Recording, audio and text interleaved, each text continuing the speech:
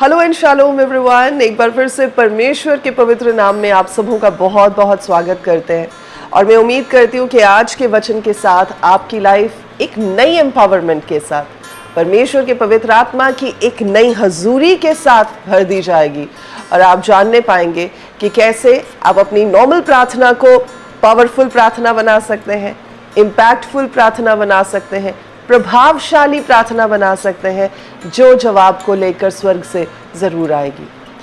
अगर आप में से कई लोग वंडर कर रहे हैं कि कई लोगों की प्रार्थना का जवाब क्यों नहीं आता जबकि वो इतनी प्रार्थना करते हैं, कई लोगों की प्रार्थना का जवाब फटाफट आ जाता है, कईयों की प्रार्थना का जवाब कुछ समय के बाद आता है।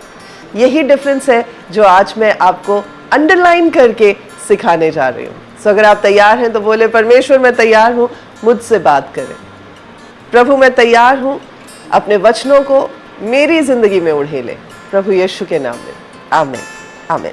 देखिए, जब आप एफिशिएंस की किताब पढ़ते हैं चैप्टर नंबर 6 और वर्स नंबर 18, वहां पर लिखा है, और हर समय और हर प्रकार से आत्मा में प्रार्थना और विनती करते रहो और इसीलिए जागते रहो कि सब पवित्र लोगों के लिए लगातार विनती किया करो। 4 चीजें हैं यहाँ पर प्राइमरीली। सबसे पहले ये है कि प्रेइंग इन स्पिरिट यानी आत्मा में प्रार्थना करनी। दूसरा है हर समय यानी ऑल ओकेजन्स। तीसरा है हर प्रकार से।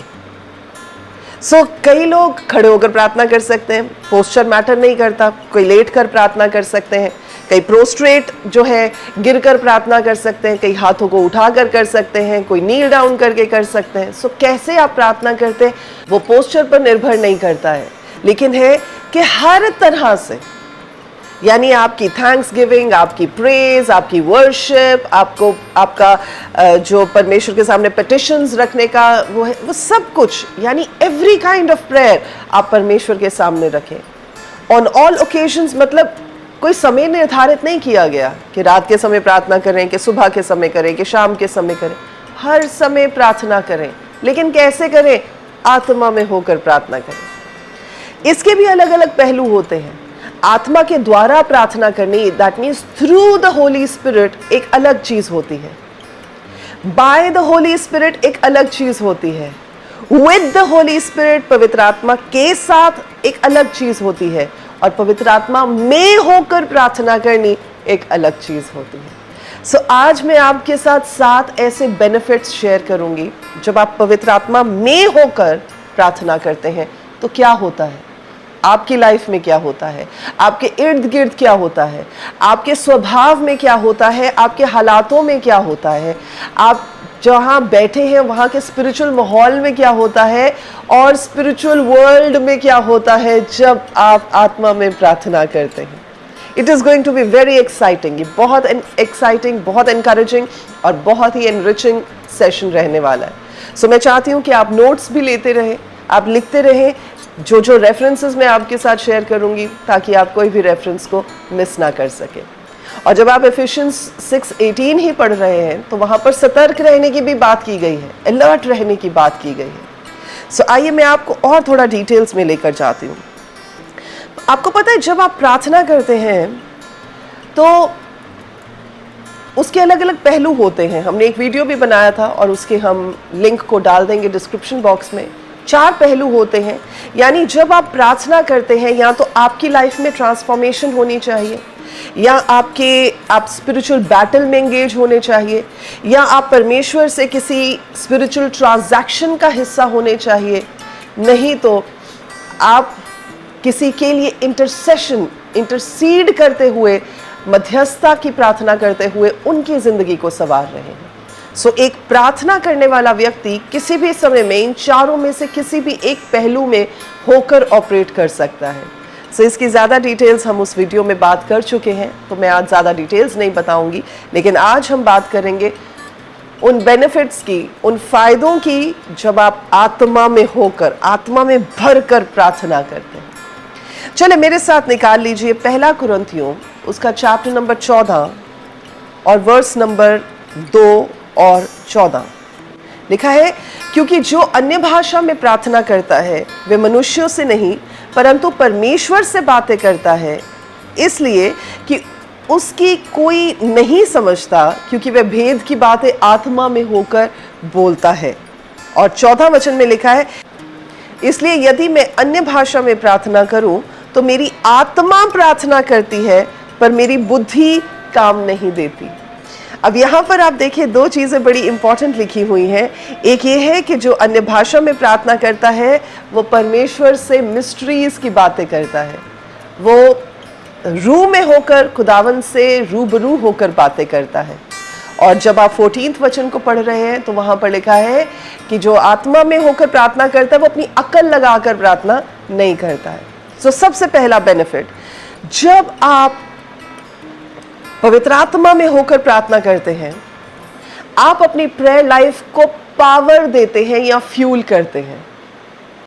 मान लीजिए अगर किसी कंट्री को अपने रॉकेट को चांद पर भेजना हो, मार्स पर भेजना हो, तो वो क्या करेंगे? वो रॉकेट को फ्यूल करेंगे और जैसे इग्निशन ऑन होगा वो आग के साथ प्रोपेल होगा रॉकेट, ताकि वो ऊंचाइयों को छू सके। ठीक ऐसे ही जो विश्वासी जन आत्मा में होकर प्रार्थना करता है वो अपनी प्रेयर लाइफ को फ्यूल करता है कि जब उसका इग्निशन ऑन किया जाए तो वो उन लेवल्स पर पहुंच सके, उसकी प्रार्थना उन बॉन्डेजेस को तोड़ सके जो स्वाभाविक रीति से नहीं टूट सकते। सो जब आप प्रार्थना करते हैं, आप याद रखें, जब आप आत्मा में होकर प्रार्थना करते हैं, जब आपके लफ्ज बदल जाते हैं, जब पवित्र आत्मा प्रभु आपको वो लफ्ज, आपको वो वर्ड्स देते हैं जो अन्य भाषा जिसे आप कहते हैं, याद रखें आप अपनी प्रेयर लाइफ को पावरफुल बना रहे हैं और उसमें नए ईंधन को, उसमें नए फ्यूल को ऐड कर रहे हैं।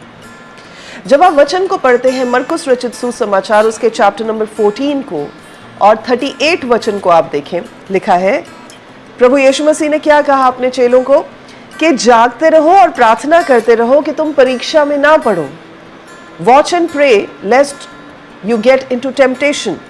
और आगे बोलते हैं, आत्मा तो तैयार है पर शरीर दुर्बल है। The spirit is ready but the flash is weak. परमेश्वर का वचन हमें बहुत क्लियरली बताता है कि जो शरीर है, हम शारीरिक दशा में कमज़ोर होते हैं। शारीरिक दशा में हमारी बहुत सारी चीज़ें हैं जो कमज़ोरी की वजह से हम spiritual upliftment, spiritual enlightenment, spiritual बढ़ोतरी की ओर शायद ना बढ़ पाए। लेकिन क्योंकि परमेश्वर ने हमें एक आत्मा दिया है जो फ्यूल किया जा सकता है परमेश्वर के आत्मा के साथ, इसलिए हम अपनी डेवलपमेंट को देख सकते हैं। और यहाँ पर देखिए, जब आप पवित्र आत्मा में प्रार्थना करते हैं तो इस बात को निश्चित कर सकते हैं कि आप किसको फ्यूल कर रहे हैं। अब आप अपनी स्पिरिट को नर्चर कर रहे हैं, आप अपनी स्पिरिट को फीड कर रहे हैं। तो अगर आप स्पिरिट को फीड करेंगे, अगर आप अपनी आत्मा को फीड करेंगे, तो आपका शरीर जो है उसका कंट्रोल कम होता चला जाएगा। जो लोग अपने शरीर को फीड करते हैं शारीरिक चीज़ों से, संसार की चीज़ों से, उनकी आत्मा जो है वो वीक हो जाती है।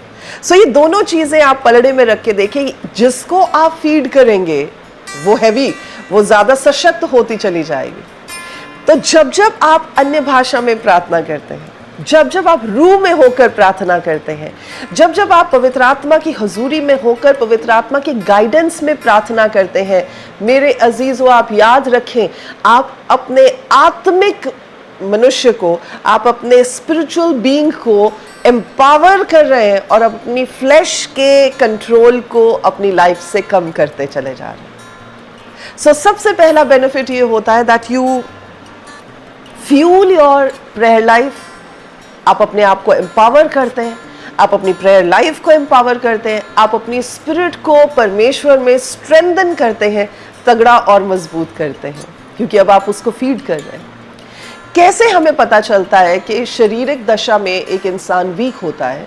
जब आप रोमन्स की किताब पढ़ते हैं, उसके चैप्टर नंबर 8 को जब आप पढ़ें, 26 और 27 आयत में ये लिखा हुआ है कि in the same way the spirit helps us in our weakness, यानी हमारी कमजोरी में, हमारी निर्बलता में परमेश्वर का पवित्र आत्मा हमारी मदद करता है। और फिर हम आगे पढ़ते हैं, लिखा है, क्योंकि हमें पता नहीं है कि हमें प्रार्थना कैसे करनी चाहिए, पर परमेश्वर का आत्मा खुद ही क्या करता है, आहें भर भर के उन बातों को जो बयान से परे हैं, जो लफ्जों में नहीं बयान की जा सकती, उन ग्रोनिंग्स के साथ, उन मोर्निंग्स के साथ हमारे मन की बातों को परमेश्वर के सामने रखते हैं और परमेश्वर की इच्छा जिसे अभी हम नहीं जानते उसके अनुसार हमारे मुंह में वो लफ्ज डालते हैं। सो याद रखें, जब हम पवित्र आत्मा में होकर, एंगेज होकर, परमेश्वर के पवित्र आत्मा में होकर प्रार्थना करते हैं तो हम उस विक्ट्री को देख पाते हैं, हम उस विजय को देख पाते हैं जो जनरली हम अपनी स्वाभाविक प्रेयर लाइफ में ना देख पाए। सो हमेशा जब भी आप प्रार्थना करें, आपकी ये कोशिश होनी चाहिए कि आप पवित्र आत्मा में होकर प्रार्थना करें। आप केवल बुद्धि के साथ, केवल अकल के साथ प्रार्थना ना करें, लेकिन परमेश्वर के आत्मा में होकर प्रार्थना करें। सबसे पहली चीज। दूसरी चीज, जब किसी भी विश्वासी जन की लाइफ देखी जाती है तो उसको बहुत सारी अपोजिंग फोर्सेस का सामना करना पड़ता है। वो अपोजिंग फोर्सेस दिखाई नहीं देती हैं, वो विरोधी ताकतें दिखाई नहीं देती हैं, लेकिन वो क्या करती हैं, वो किसी भी रूप में, आपके कुलीग्स के, आपके बॉसेस के, आपके घर के लोगों के रूप में, आपके पड़ोसी के रूप में, किसी भी रूप में आपको अपोज करने के लिए, आपको ऑप्रेस करने के लिए इस्तेमाल की जा सकती हैं। लेकिन जो विश्वासी जन, अगेन, समझ से नहीं, जो अपनी अकल से नहीं, जो अपने स्वभाव से नहीं, लेकिन पवित्र आत्मा में होकर प्रार्थना करता है, वो बहुत इफेक्टिव तरीके के साथ उन पावर्स ऑफ डार्कनेस को, उन अपोजिंग पावर्स को रेजिस्ट कर पाता है, उनका सामना कर पाता है। और सिर्फ सामना ही नहीं कर पाता, एक जय की जिंदगी को जी पाता है। एक वचन निकाल सकते हैं आप मेरे साथ, जो कि है इफिसियों की किताब चैप्टर नंबर 6 और वर्स नंबर 12, 13 और 18। देखिए, यहाँ पर इस बात को लिखा गया है कि हमारी लड़ाई लहू और मांस से नहीं है, पर हमारी लड़ाई उन प्रिंसिपैलिटीज से है, उन पावर्स ऑफ डार्कनेस से है, उन आर्मीज ऑफ डार्कनेस के साथ है जो स्पिरिचुअल रैलम में रहती हैं। सो जब आप 18 आयत को पढ़ते हैं तो लिखा है and pray in the spirit on all occasions, जो हमने शुरू में बात की थी, आत्मा में होकर प्रार्थना करें। यह आपके पास एक ऐसा हथियार है जिसे शैतान की कोई भी ताकत भेद नहीं सकती। यह आपके पास एक ऐसा हथियार है, एक ऐसा वेपन है जो शैतान के हर एक मजबूत गढ़ को ढाएगा। जब आप रूह में होकर प्रार्थना करेंगे, याद रखें, you will be able to resist the devil. आप शैतान को और शैतान की ताकतों को रेजिस्ट कर पाएंगे, उन विरोधी चीजों का विरोध कर पाएंगे और जयवंत हो पाएंगे। क्यों होता है कि आत्मा में प्रार्थना करने से ये सब कुछ होगा? वो इसलिए कि जब आप रूह में प्रार्थना करते हैं तो वचन बताता है आप परमेश्वर से डायरेक्टली बात करते हैं, आप उन भेद की बातों को करते हैं जिसे कोई समझ नहीं सकता। तो ना तो इंसान समझ सकता है, ना आपके साथ बैठा हुआ व्यक्ति समझ सकता है, ना ही कई बार आप खुद समझ सकते हैं, और अगर कोई भी नहीं समझ सकता तो ऑब्वियसली शैतान भी नहीं समझ सकता। सो जब वो समझ ही नहीं सकता कि आप क्या बात कर रहे हैं, जब वो जान ही नहीं पा रहा कि आप प्रभु को क्या एड्रेस कर रहे हैं, किस प्रॉब्लम को एड्रेस कर रहे हैं, तो वो आपकी लाइफ में हैवक कैसे क्रिएट करेगा? शैतान तो सिर्फ तभी आपकी लाइफ को तहस नहस करने की कोशिश कर सकता है या उसके साथ प्ले अराउंड करने की कोशिश कर सकता है जब उसे आपकी वीकनेसेस के बारे में पता हो, जब उसे आपकी उन हैबिट्स के बारे में पता हो, उन एडिक्शंस के बारे में, उन गलतियों के बारे में पता हो जो सबके सामने खुली हुई हैं या उसके सामने खुली हुई हैं। लेकिन जिन बातों को, जो दिल की बातें हैं, जो आपने अंदर रखी हुई हैं, उन्हें जब आप रूह में होकर परमेश्वर के सामने करते हैं, याद रखें, शैतान को भी उसकी भनक नहीं पड़ती। सो मैं चाहती हूँ कि आप निकाल लें मेरे साथ एक वचन, पहला कुरिन्थियों उसका 2 का 10 और 11। यहाँ लिखा है, परंतु परमेश्वर ने उनको अपने आत्मा के द्वारा हम पर प्रकट किया है, क्योंकि आत्मा सब बातें वरन परमेश्वर की गूढ़ बातें भी जांचता है। मनुष्यों में से कौन किसी मनुष्य की बातें जानता है? केवल इंसान की आत्मा जो उसमें है। वैसे ही परमेश्वर की बातें और कोई नहीं जानता, केवल परमेश्वर का आत्मा। तो याद रखें इस बात को कि जब आप रूह में होकर प्रार्थना कर रहे हैं, आपकी रूह की जो बातें हैं वो डायरेक्टली परमेश्वर तक जा रही हैं और परमेश्वर की जो दिल की बातें हैं वो आप तक आ रही हैं। So it is a direct communication और यहाँ पर आपको किसी और मीडिएटर की ज़रूरत नहीं होती, यहाँ पर आपको किसी और इंसान की ज़रूरत नहीं होती है, आप डायरेक्टली परमेश्वर से बात कर रहे होते हैं। और एक रेफरेंस और मैं आपके साथ शेयर करूँगी कि पहला यूहन्ना 5:14 और 15 लिखा है, और हमें उसके सामने जो हियाब होता है वो ये है कि यदि हम उसकी इच्छा के अनुसार कुछ मांगते हैं तो वो हमारी सुनता है, और जब हम जानते हैं कि जो कुछ हम मांगते हैं वह हमारी सुनता है तो ये भी जानते हैं कि जो कुछ हमने उससे मांगा है वह पाया है।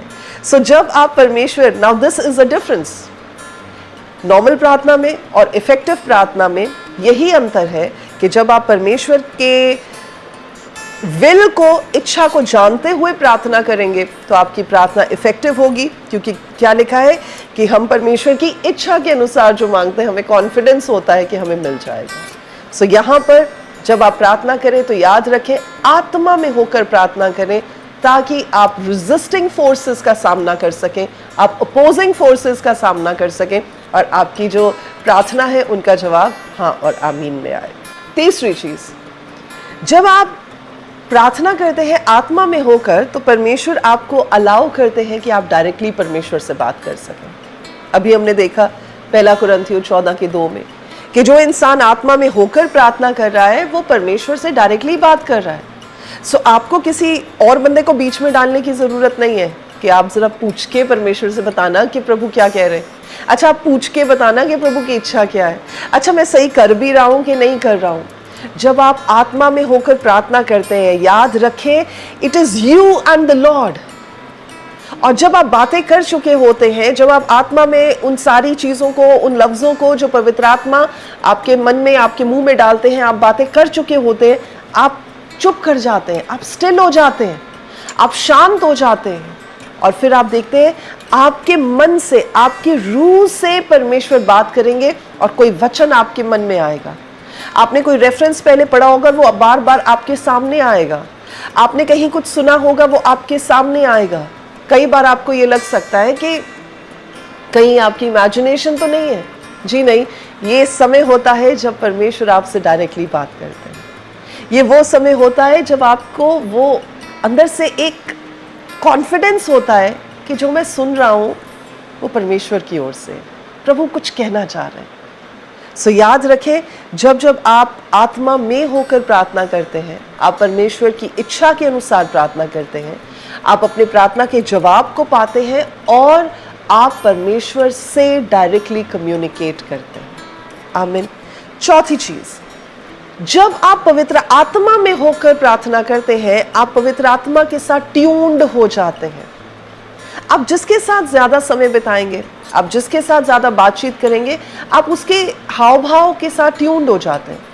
फॉर एग्जाम्पल, घर में माँ बाप बच्चों के साथ ट्यून्ड हो जाते हैं, बच्चे माँ बाप के साथ, हस्बैंड वाइफ एक दूसरे के साथ ट्यून्ड हो जाते हैं, क्योंकि वो इतना कम्युनिकेट करते हैं, वो इतनी बातचीत करते हैं, वो इतना आपस में जो है चीज़ों को डिस्कस करते हैं कि जब दूसरा बंदा चुप भी कर जाता है तो उसकी साइलेंस में भी आपको चीज़ें समझ में आनी शुरू हो जाती है। अगर हस्बैंड ऑफिस से आए और वाइफ ज़्यादा बात नहीं कर रही, वो इतना ट्यून्ड होता है कम्युनिकेट करने में कि वो उसकी साइलेंस को भी समझ जाता है।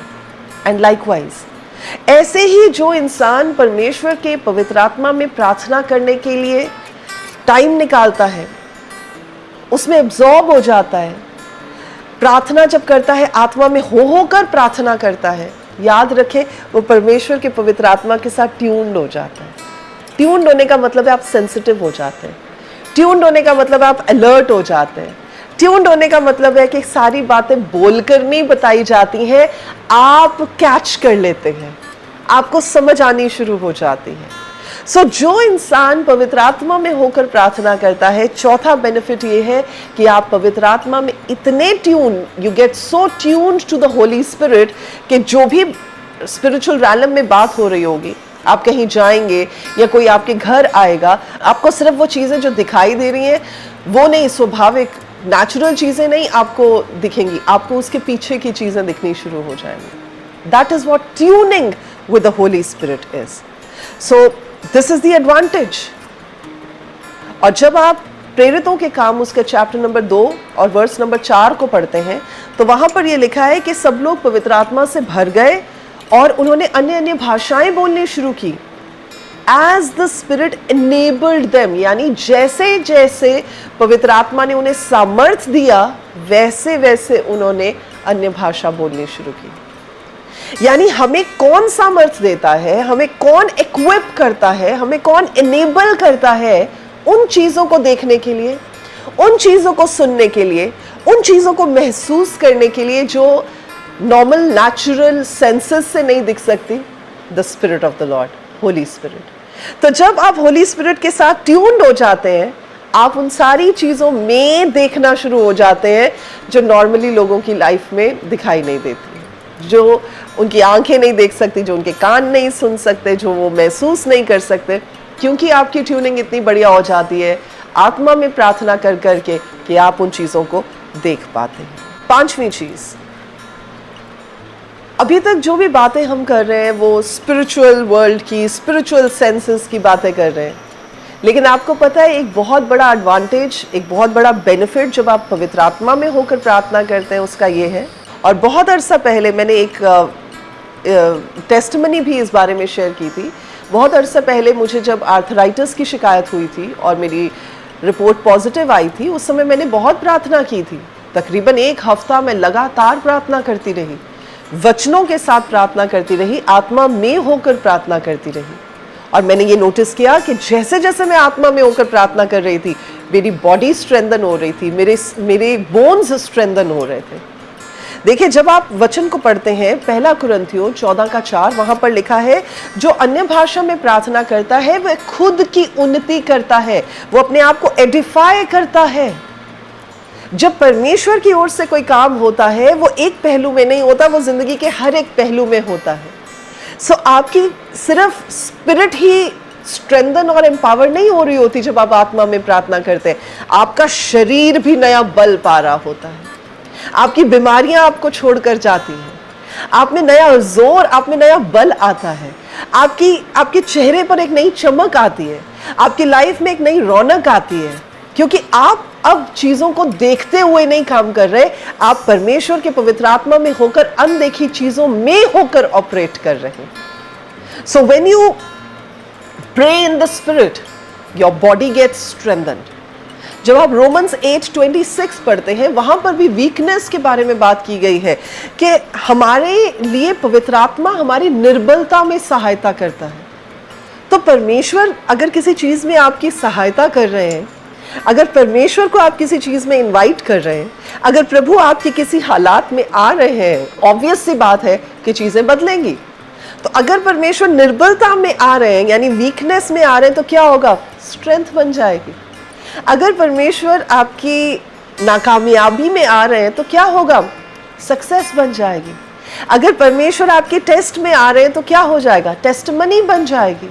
यानी परमेश्वर जिस हालात में आएंगे उस हालात को बदल देंगे। तो अगर आप निर्बल हैं, अगर आप शारीरिक दशा में निर्बल हैं, कमजोर हैं, तो याद रखें जैसे जैसे आप पाकरू में होकर प्रार्थना करेंगे वैसे वैसे आपकी बॉडी स्ट्रेंथन होगी और आपकी बीमारियां आपके शरीर को छोड़कर जाएंगी प्रभु यीशु के नाम में। I have seen it happen. मैंने अपनी लाइफ में देखा है। मैंने बहुत सारे ऐसे लोग जिन्हें मैंने गाइड किया है इस चीज़ के लिए, उनकी लाइफ में देखा है कि जैसे जैसे वो पवित्र आत्मा में होकर प्रार्थना करते हैं, एक एक करके उनकी बीमारी के चंगुल उनके शरीर से छूटते चले जाते हैं and they are free from the bondages of the spirit of iniquity, spirit of sinfulness, spirit of sickness. So आप भी ये ट्राई करके देखिएगा। सिक्स्थ बेनिफिट क्या होता है जब आप आत्मा में प्रार्थना करते हैं? शैतान के अगेंस्ट एक बहुत स्ट्रॉन्ग और कारगर हथियार होता है। जो इंसान पवित्र आत्मा में प्रार्थना करता है, याद रखें वो परमेश्वर की सबमिशन में, परमेश्वर के ताबे होकर प्रार्थना करता है, और उसके बाद जब वो रेजिस्ट करता है डेविल को, तो फिर डेविल को भागना पड़ता है। ये एक ऐसा हथियार है आपके पास पवित्र आत्मा में प्रार्थना करना, जिसके आगे शैतान टिक नहीं सकता, जिसके आगे उसके प्लान्स टिक नहीं सकते, जिसके आगे उसकी किसी भी तरह की योजनाएं आपके खिलाफ टिक नहीं सकती। तभी हम इस बात को कहते हैं, जब परमेश्वर हमारी ओर है तो हमारा सामना कौन कर सकता है। जब आप वचन को पढ़ते हैं, मरकुस रचित सुसमाचार उसके चैप्टर नंबर 16 को देखते हैं, 16 और 17 वचन को पढ़ते हैं, तो वहां पर ये बात बड़ी क्लियरली बताई गई है कि जो लोग विश्वास करते हैं प्रभु यीशु मसीह के नाम में, उनमें कुछ साइंस होंगे। और सबसे पहला साइन ये है कि वो प्रभु यीशु मसीह के नाम से दुष्ट आत्माओं को निकालेंगे। दूसरा ये है कि वो अन्य अन्य भाषाओं को बोलेंगे। और फिर आगे भी आप देखते हैं कि वो अगर कोई गलत चीज़ भी पी लेंगे तो उनकी कोई हानि नहीं होगी। वो बीमारों पर हाथ रखेंगे, बीमार चंगे हो जाएंगे, वो सांपों को उठा लेंगे। ये सब कब होगा? जब आप आत्मा में सशक्त होंगे, जब आप रूह में सशक्त होंगे, और वो तब होगा जब आप रूह में प्रार्थना करेंगे। प्रभु के प्रियजनों, ये बहुत एक इम्पॉर्टेंट और एक बहुत ही ताकतवर आपके पास वेपन है शैतान की हर युक्ति के अगेंस्ट। चाहे वो आपको फिजिकल तरीके से हार्म करने की कोशिश करे, चाहे वो किसी इंसान के या जानवर के रूप में आकर आपको हाथ पहुंचाने की कोशिश करे, चाहे वो किसी के थ्रू कोई गलत खाने के तरीके से आप पर घात करने की कोशिश करे। लेकिन अगर आप आत्मा में प्रार्थना करने वाले इंसान होंगे, आप एक पावरफुल हथियार की मानद शैतान के हर एक प्लान को नस्म नाबूद करते चले जाएंगे। आमीन। मैं विश्वास करती हूँ कि आप काफ़ी कुछ सीख रहे हैं। और सातवीं और अंतिम बेनिफिट की बात, जब आप प्रार्थना आत्मा में होकर करते हैं, आप परमेश्वर पर ट्रस्ट करना सीख जाते हैं। बहुत मुश्किल होता है प्रभु पर ट्रस्ट करना, स्पेशली जब आप अपने हालातों में प्रभु के हाथ को नहीं देखते। बहुत मुश्किल होता है प्रभु पर विश्वास करना जबकि आप प्रभु के सामने आपकी की हुई इल्तिजा को स्वीकार होते हुए नहीं देख पा रहे। बड़ा मुश्किल होता है जब आप स्वाभाविक रूप में अपनी सिचुएशंस को टस से मस होते हुए ना देख रहे हो। याद रखें, जब आप आत्मा में प्रार्थना करते हैं, आप आशावादी हो जाते हैं, आप होपफुल हो जाते हैं, आपको अंदर से विश्वास जो है वो पनपना शुरू हो जाता है। और चीज़ें चाहे दिख भी नहीं रही होती, लेकिन अंदर आपकी स्पिरिट इतनी मजबूत हो जाती है कि वो अपने आप इनवेरिएबली परमेश्वर के ऊपर तवक्कुल करना शुरू हो जाती है। और एक वचन मैं आपके साथ पढ़ूंगी जो कि है यहूदा 1:20 और 21, जहां लिखा है, पर हे प्रियो, तुम अपने अति पवित्र विश्वास में अपनी उन्नति करते हुए और पवित्र आत्मा में प्रार्थना करते हुए अपने आप को परमेश्वर के प्रेम में बनाए रखो और अनंत जीवन के लिए हमारे प्रभु यीशु मसीह की दया की आशा देखते रहो। ये कब होता है? जब आप पवित्र आत्मा में प्रार्थना करते हैं, when you are praying in spirit। जब आप परमेश्वर के आत्मा के साथ एक हो जाते हैं, तब आप परमेश्वर पर निर्भर करना शुरू होते हैं, ट्रस्ट करना शुरू हो जाते हैं। आमीन। और एक वचन और मैं आपके साथ शेयर करूंगी जो कि है रोमन्स 1:11, जहां लिखा है, क्योंकि मैं तुमसे मिलने की लालसा करता हूं, I long to see you, कि मैं तुम्हें कोई आत्मिक वरदान दूं जिससे तुम स्थिर हो जाओ। और इंग्लिश में लिखा है कि मैं तुम्हें कोई ऐसा स्पिरिचुअल गिफ्ट इम्पार्ट करूं जिसके साथ आप परमेश्वर में स्ट्रॉन्ग हो जाएं। देखिए, जब भी कोई भी गिफ्ट हमारी लाइफ में, आत्मिक गिफ्ट हमारी लाइफ में आता है, वो हमें स्ट्रॉन्ग करता है, वो हमें स्ट्रेंथन करता है। आज मेरी आपके लिए प्रार्थना है कि जब पवित्र आत्मा में होकर आप प्रार्थना करें, जो कि एक गिफ्ट है परमेश्वर का, अन्य भाषा में प्रार्थना करना, अन्य भाषा में प्रार्थना करना, आत्मा में होकर प्रार्थना करना, दिस इज अ गिफ्ट। और मेरी आज प्रार्थना है कि परमेश्वर इस गिफ्ट के साथ आपको भरे, इस भरपूरी के साथ आपको भरे, और आप परमेश्वर के सामने पवित्र आत्मा में होकर प्रार्थना करने के लायक हो जाए। आमीन। आइए मैं इस समय आपके लिए प्रार्थना करूं। हमारे जीवित जलाली परमेश्वर, आपका धन्यवाद देते हैं प्रभु। मैं इस समय अपने हर एक श्रोता के लिए धन्यवाद देती हूँ, सुनने वाले भाई और बहन के लिए धन्यवाद देती हूँ और प्रार्थना करती हूँ प्रभु, आज इस वचन को जिन्होंने सुना है, उनकी लाइफ आपके पवित्र आत्मा के द्वारा सशक्त हो जाए, एम्पावर्ड हो जाए प्रभु। होने दे मेरे खुदावन, उनकी वीकनेस जाती रहे प्रभु यीशु के नाम में, उनकी शरीरों की दुर्दशा प्रभु यीशु के नाम से जाती रहे, उनकी बीमारियां उनके शरीर को छोड़ती रहे, और प्रभु आपकी स्ट्रेंथ और आपका कंफर्ट उनकी जिंदगी का पोषण बन जाए। प्रभु मेरी प्रार्थना है आपका ट्रस्ट उनकी लाइफ में आकर ठहर जाए। मेरी प्रार्थना है पवित्र आत्मा के साथ ट्यूनिंग उनकी लाइफ का हिस्सा बन जाए। मेरी प्रार्थना है प्रभु वो आपकी आवाज को लेकर सेंसिटिव हो जाए। और प्रभु मेरी प्रार्थना है कि जैसे जैसे वो अपने आत्मिक जिंदगी में बढ़ते हैं, जैसे जैसे वो प्रार्थना आत्मा में होकर करते हैं, प्रभु उनके इर्द गिर्द के माहौल और स्पिरिचुअल एटमॉस्फेयर बदलने शुरू हो जाए प्रभु यीशु के नाम। धन्यवाद देते मेरे खुदावंद खुदा, आज एक नई एम्पावरमेंट के लिए जो आप अपने लोगों को दे रहे हैं इस वचन के द्वारा, आपको सारा आदर और धन्यवाद देते हैं। और इस सारी प्रार्थना को बड़े ही विश्वास के साथ प्रभु यीशु मसीह नासरी के जीवित नाम में होकर मांग लेते हैं। और प्रभु के सब लोग कहते हैं आमीन और आमीन।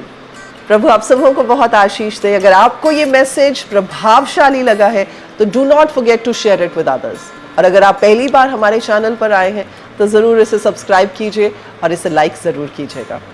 और अगर आप हमारे साथ MTM कलीसिया में संडे सर्विस का हिस्सा होना चाहते हैं तो ज़रूर आएँ और हमारे साथ प्रभु की वर्शिप में और प्रेज में और वचन की गहराई में उतरने के लिए समय को अपने लिए अलग करें।